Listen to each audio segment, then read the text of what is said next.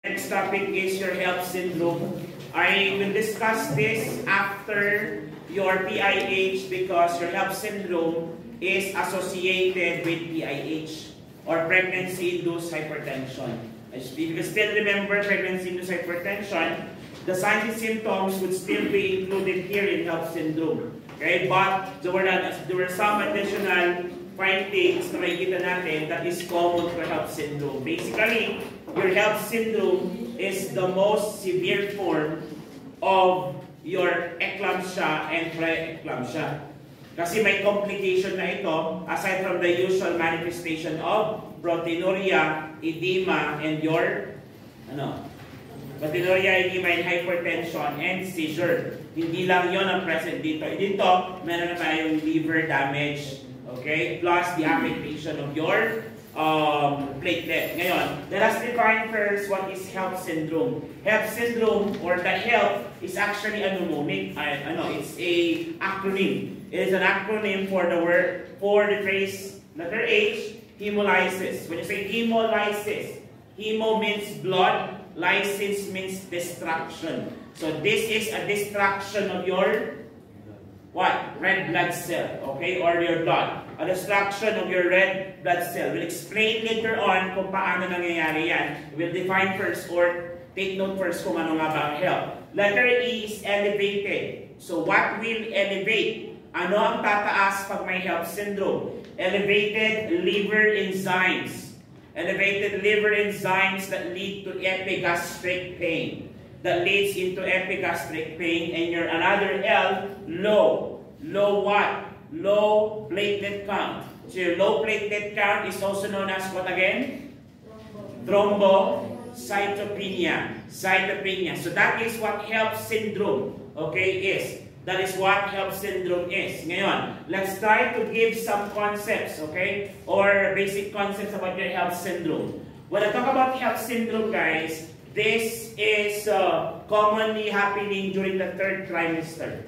Okay? Commonly happening during the third trimester, and it's commonly associated with PIH. Okay? PIH and yung tinatawag nating antiphospholipid syndrome. Antiphospholipid. Ano yung siguro kung spell ng phospholipids? Antiphospholipid syndromes, also known as U syndrome. U syndrome is H-U-G-H-E-S.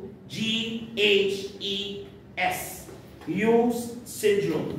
Parang Hugh Jackman. Parang gano'n. Wolverine. Hugh Jackman, parang gano'n. So, H-U-G-H-E-S.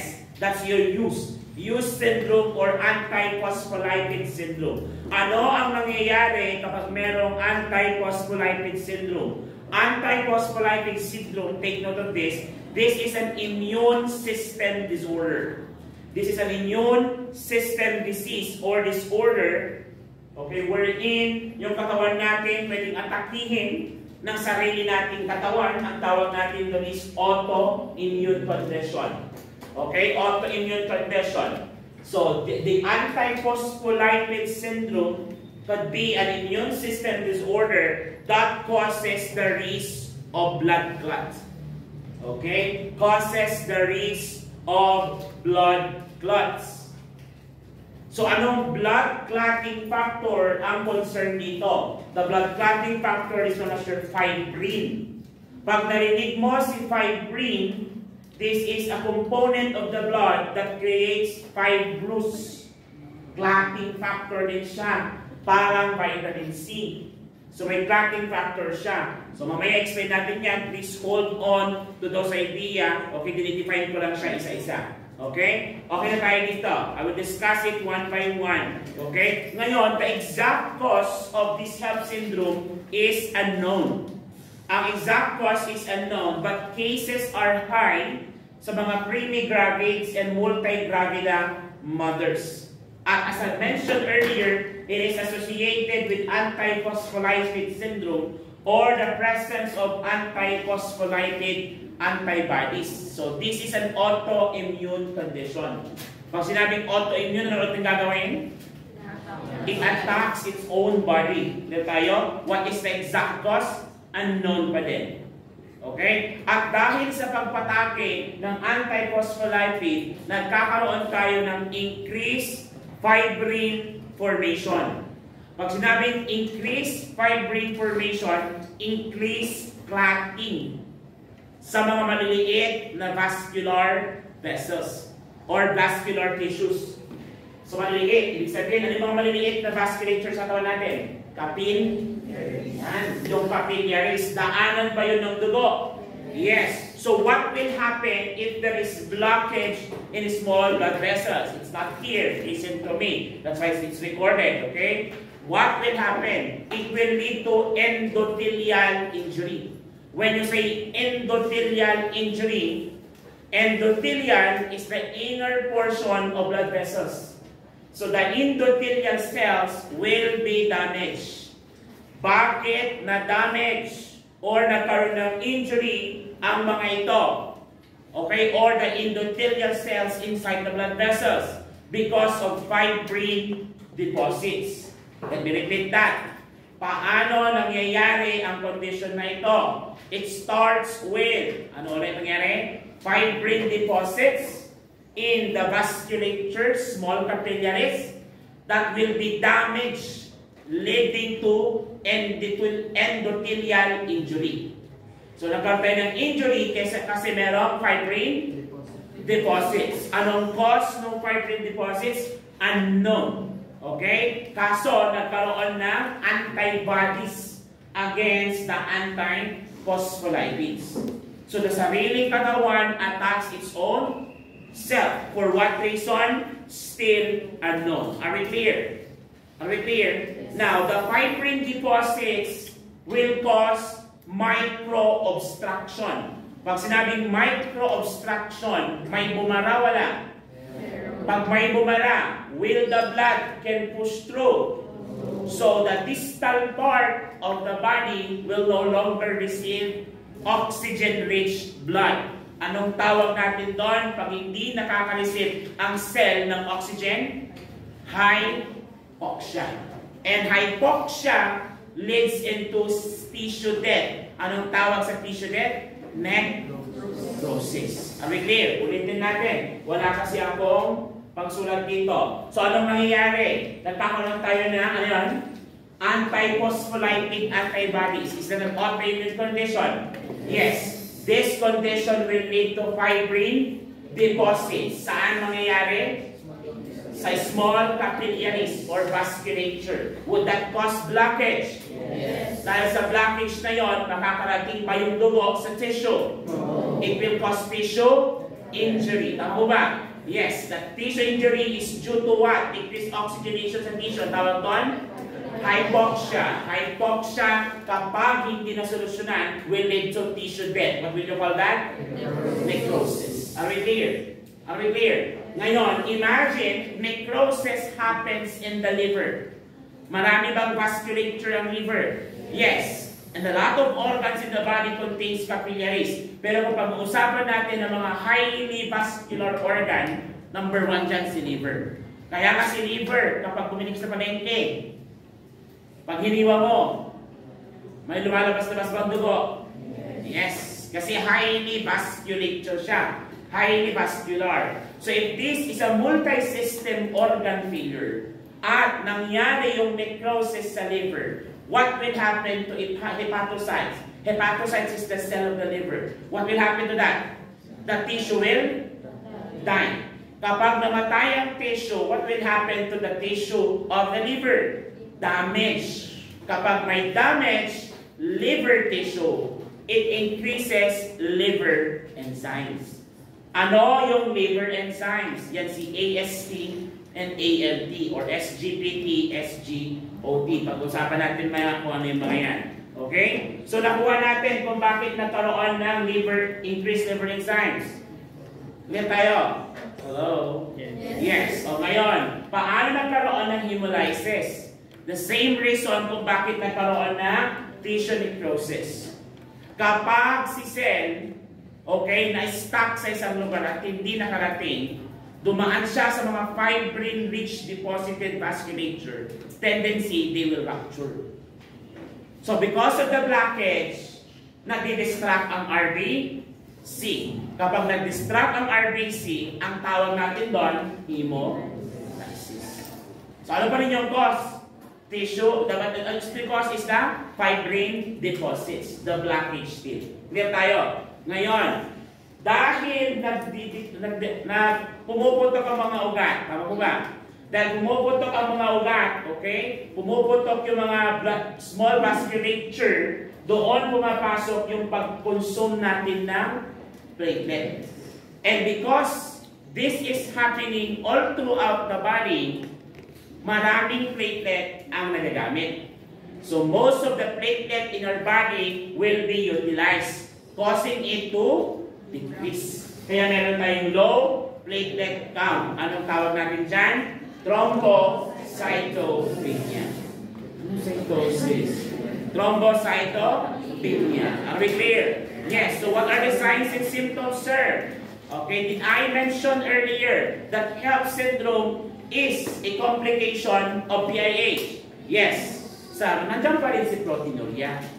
Of course, kung may proteinuria, andyan pa rin si nidira, and of course, andyan pa rin si hypertension. Okay? Now, whenever there's tissue liver damage, it will lead to nausea or nausea. And because of the tissue necrosis at pagtaas ng liver enzyme, magkakaroon din ng epigastric pain. Okay? Because of the increased liver enzyme and generalized malaise. What is generalized malaise? Panghihina. Kung bakit siya nangihina, let's go back to the function of your liver. What is the function of liver? Magpakita ang gila, second year. Number 1, give me one function of your liver. Filter. Ano, filter kidney yun, mga kapatid. Detoxification. Ayan. It detoxified the drugs, even the alcohol. Aside from that, so metabolic process, ano pa? Ano? Sa metabolic process, what will it produce that aids in the digestion? It produces bile to emulsify fats. Tama po ba? For it to be digested by lipase produced by pancreas. Aside from that, ano pa? Ano, tinabati di anatomy. Good. No. Protein synthesis. May kinalaman din siya sa protein synthesis. That is why pag damage si liver, bababa din ang protein mo. Affected din ang inyong oncotic pressure.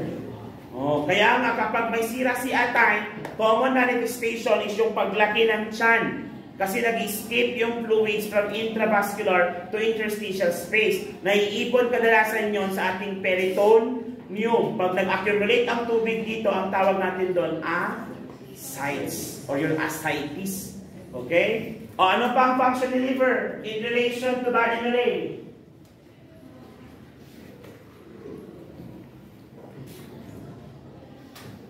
Glucose synthesis.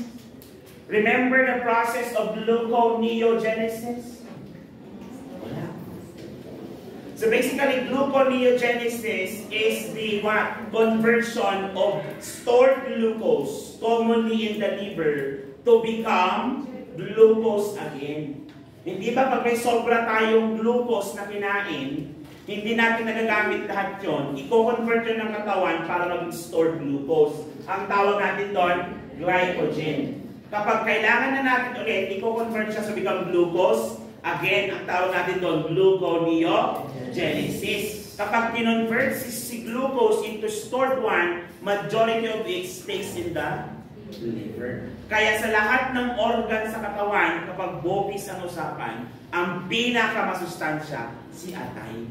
Kasi siya may stock ng vitamins, tsaka ng energy providing nutrients. Si atay po yan. Kaya pag sira si atay, ang mga pasyente ang lulutay. Yes. Kaya mga may liver cirrhosis. Yan. Ang lulutay sila. Okay? Aside from that, okay, asa ng liver? Right or left? Left. Ang hinang tuhod ko Right or left?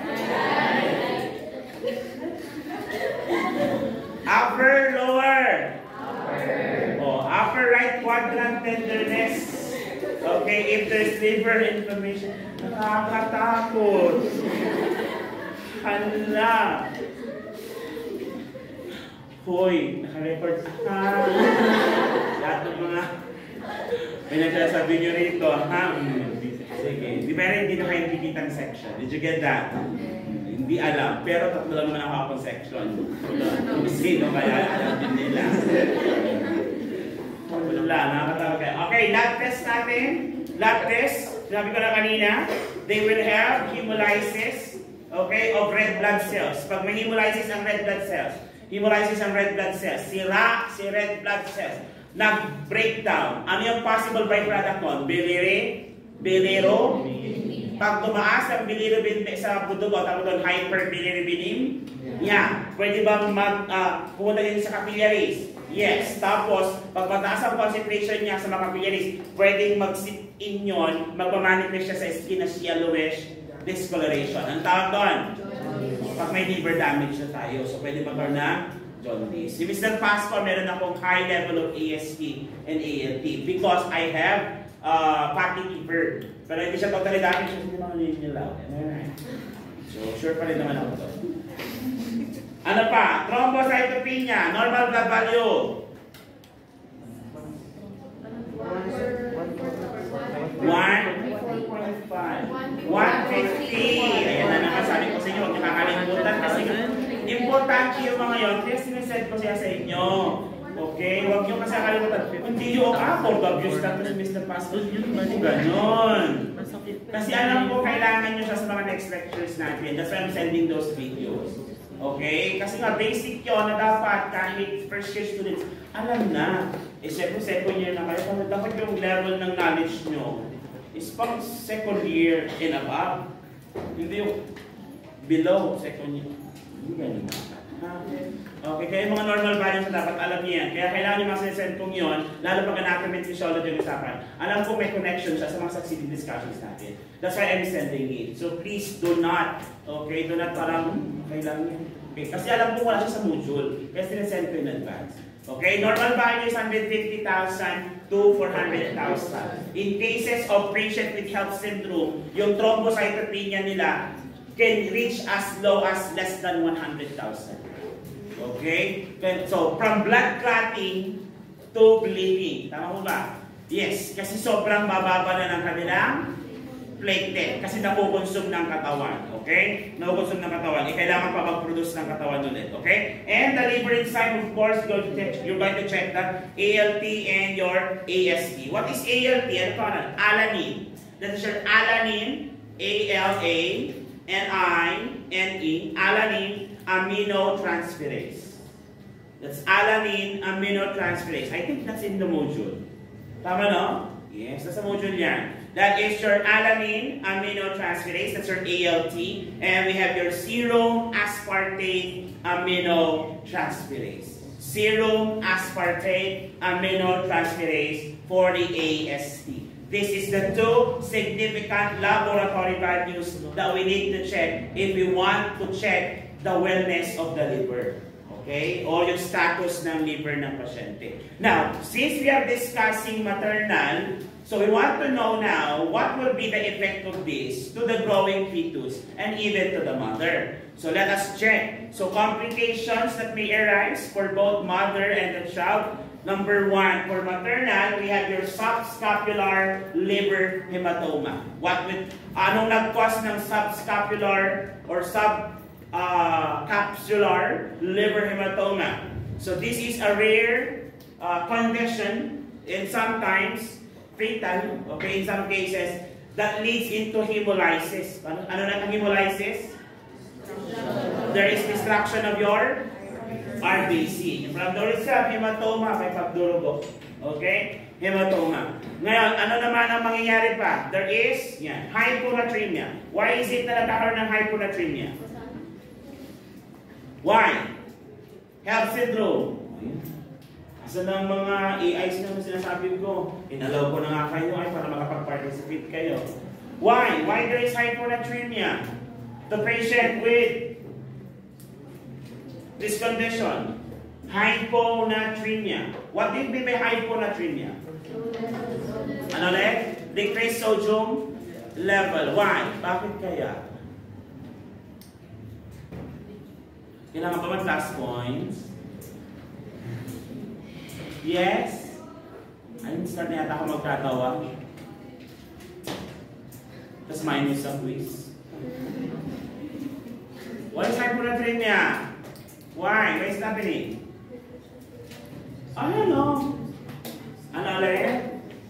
Yes, Miss Bastian. Bastian, no? Sodium concentration less than 135. Oo nga. Sodium concentration less than 135 to 145.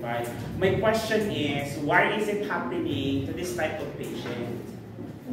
Hyponatremia. Paano ba maghanap, sir? O, tulungan ko kayo para maghanap, no? Ang itatype inyo dan, why hyponatremia happens in HELLP syndrome. Or occurs in HELLP syndrome. Diyan mag-aral. O, ikaw. Walang pwedeng AI uno kasi walang internet. Pati data wala. Mag-load ka kasi. May load ka ma. Awat! O, matandaan ko yung pangalan mo. Makipag-class points kita. Dali! Alam ko yung iba may nababasa na may nababasa na kaso hindi niya naiintindihan, gano'n. Oh, why not share it? They will try to elaborate it. Anyone? Gusto may participation. Napansin ko yung mga pinag kong video, parang ako lang talaga nagsalita. Ang sagot nyo lang yes or no. Wala po. Thank you, sir. Ganun lang. Ano? Hoy! Rosetta, ano sabi niya? Ano ang nakalagay? Sige na, you read it. Go. Why hyponatremia happens in HELLP syndrome? Basahin mo nga. Sige na, basahin mo.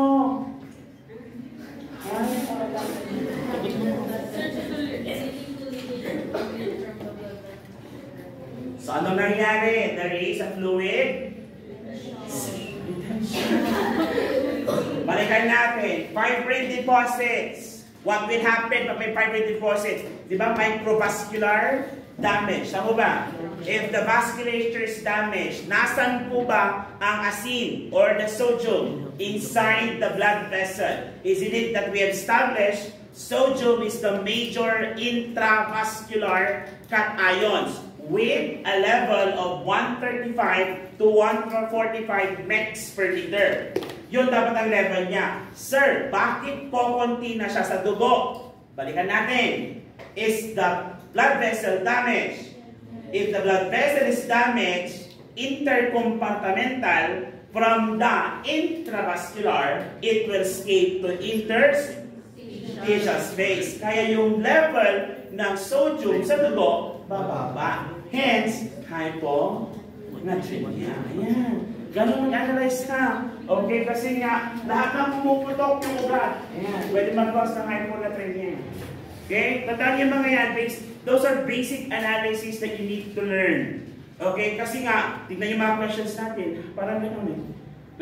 Lalaro mo sa isip mo. Kasi kung hindi mo nagigets itong mga to, and if you downplay yung importance ng mga ganitong analysis, definitely you're going to have a hard time answering MS questions. Okay? That's why we need to address that now. Okay? Aside from that, renal failure. Renal failure may occur. So pag sinabi natin renal failure, bakit kaya? Maraming bakay. Pwede dahil sa hypertension because of BPIH, isn't it? Yes. And necrosis. Kung may nangyaring necrosis sa liver, possible din ba na nangyari yon sa ating kidney? Yes. Kaya may liver failure. And hypoglycemia because of the poor liver function. Balikan natin. Naalala si General Maray? Yes. Si General Maray nangyayari kasi si liver ay damage. Anong importansya? Because liver stored glucose in a form of glycogen. So without it, hindi mako-convert yon to become glucose again. Kaya nagkakaroon ng hypoglycemia, which is a decreased level of glucose in the blood. Clear?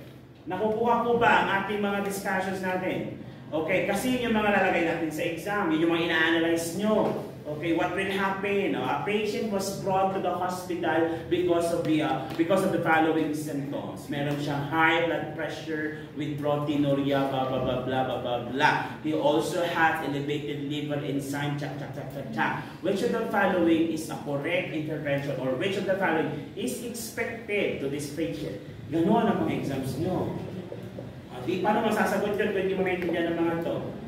Kaya lagi kong binabalik, di ba? Nag-start tayo sa fibrin deposits. Will I go back to the fibrin deposits? Yes, kasi yun ang pinaka-main cause ng nangyayari. Kung bakit nagkaroon ng fibrin deposits, yon ang question mark. Yun yung unknown.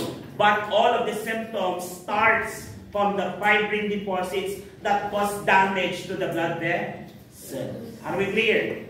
So please hold on to sa idea. Huwag nyo, wala kang choice kundi aralin.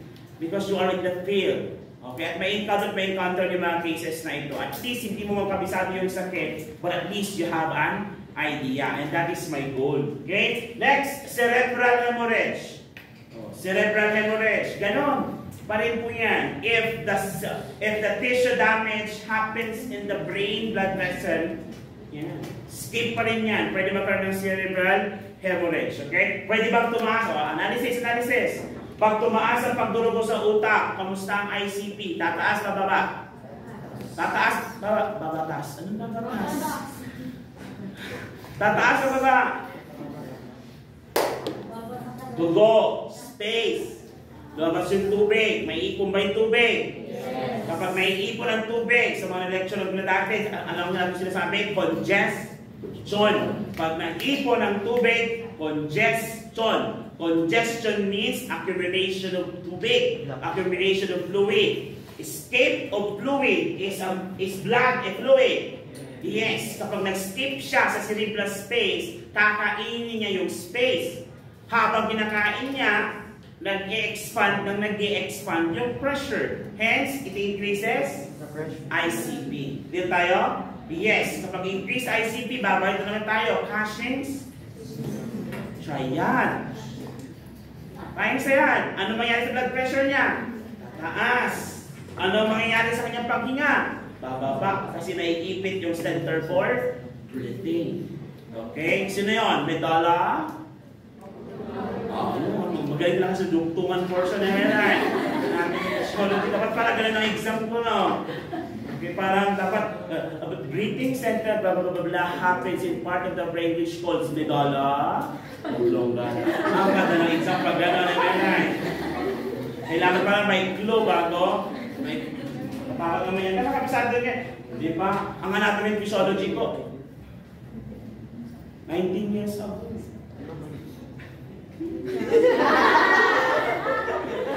14 years na akong nurse. 14 years na akong nurse. Ano na? 14 years. 15 years na akong nurse. 20 years. Nakuha ko anatomy and physiology ko 2006. Oh, meron pa rin naman. Kailan nyo nakuha na anatomy and physiology nyo? Last year. Oh, hindi ka kalimutan.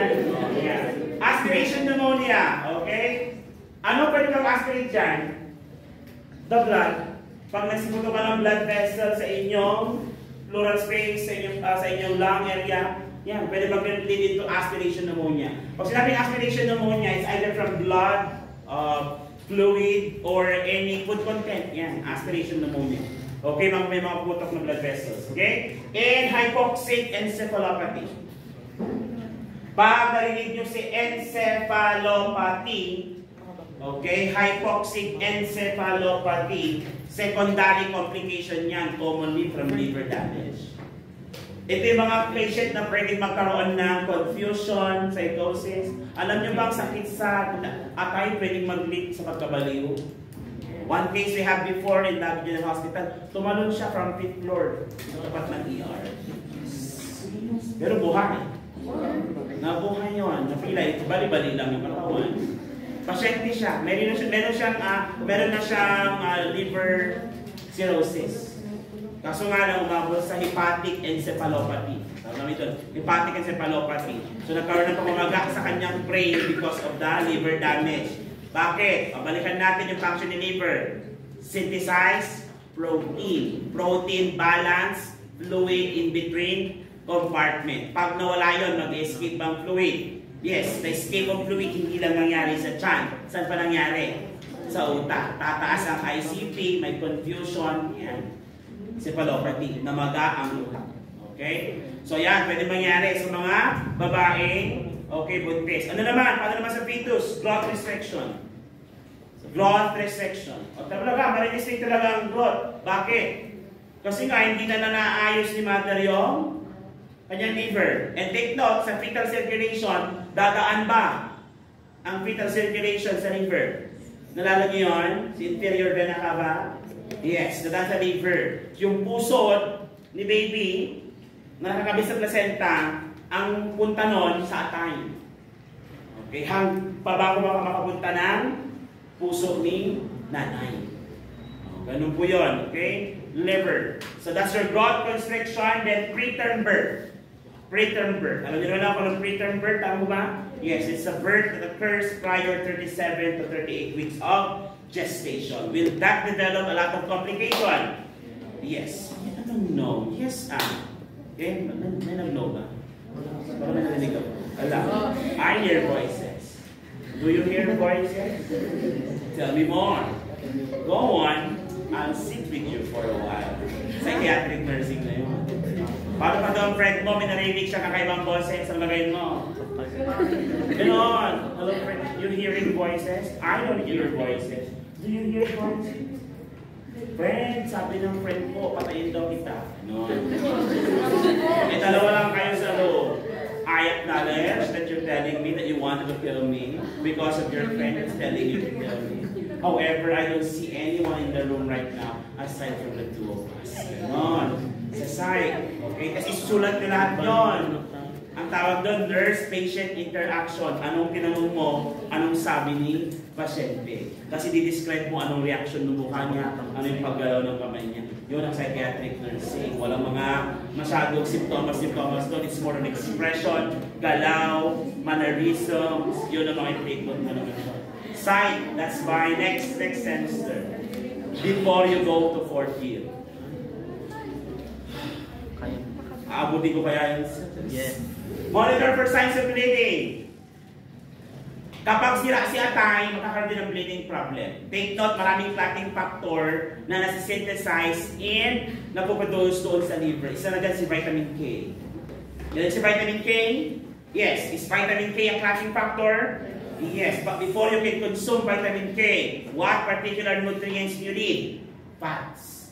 Kasi vitamin K are fat soluble vitamins. What are your fat-soluble vitamins? So, kapag sira si atay, at kailangan mo yung mga adik, hindi yun magagamit. So, kapag sira si atay mo, magkakaroon ka rin possibility of complication na deficiency on adik. Kaya may mga sira sa atay, pangit bang skin? Yes, kasi mababa ang kanilang vitamin E. Anong E? Ano ulit? Ano name for E? Di ba retinol? Ay, iba na yun. Tocopherol. Yan, tocopherol. Okay? So, yun yung E. Tapos K, your phytonadione. Okay? Then D for, yung tawag dito? Yung, kapag may mga crack heels dito, matulad ko, crack heels. Hindi lang kami yung rumyan. Sa palad ng paa, sa talampakan mo, crack heels. Rumyan din yan, hindi ba? Meron kayong monopoly ng language? May monopoly kayo ng linguistic? Tulad doon, dito, puto is pagkain. Sa Mexico, puto is mura. Di ba? That's may monopoly. Narsisistic talaga si Narceta. Gusto mo sa kanya lang. Pati Rocket, gusto mo sa kanya lang.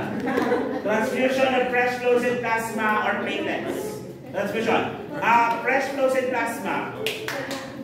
Blood contains two parts. The liquid and the solid part. Yung liquid part, yung dilaw na parang ihi, ang tawag doon plasma. Siya yung pinakatubig ng dugo. Yung blood cells naman, siya yung solid particles. Pag kinumbine mo sila lahat, kailangan in equal, in a percentage, may percentage dapat ng gano'ng karami. Yung tinatawag ng hematocrit, yung hematoconcentration. Okay? Plasma, yung tubig, so ang ibibigay mo lang dito is yung plasma. Yung tubig lang. Yun yung dilaw, makikita nyo. Ang platelet, parang gano'n lang din, dilaw lang siya. Okay? Maliit lang siya, parang ihi yung laman ng bag. Hindi siya blood na red. Okay? Next. Ay, binibigay ko siya kasi nga nag-skip yung fluid, kaya nagkaroon ng hyponatremia. Tapos, yung platelet count, kaya ka nagbibigay kasi nga meron tayong thrombocytopenia. For intravenous glucose infusion, kasi nga meron tayong generalized malaise and hypoglycemia. Kaya nagbigay tayo ng intravenous glucose infusion. Ano yung mga example ng intravenous glucose infusion? Anong fluid sa gagawin natin? Maliit to, 50cc to 100cc lang. Binibigay mo pag nag-hypoglycemia ang isang pasyente. Maliit tayo, dibattle lang yun. D 50-50. Dextrose 50% in 50% water. Di maliit lang yun. Okay? Nasa e-cart yun. Binibigay mo pag severe hypoglycemic ang pasyente. Okay? So pure glucose siya. Ang kanyang adverse effect is hyperglycemia. Kasi pure sugar po yun. Bed rest is needed. Then FHT monitoring, of course. Kasi ngayong condition can lead to fetal distress. We also have magnesium sulfate. Bakit may magnesium sulfate dito? Is this the drug of choice for PIH to prevent seizure? Yes. Ang pasyenteng may HAV syndrome, meron pa rin ba siyang PIH?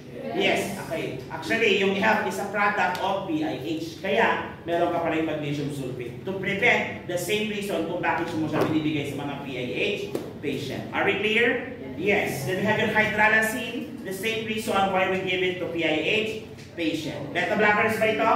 Yes. Kasama ng mga ulol. And betamethasone. Kasi there is a danger for preterm delivery. Tama mo ba? Yes, your preterm birth or delivery. Kaya natin nagbibigay ng betamethasone. Para ba mag-mature ang lungs ni nanay?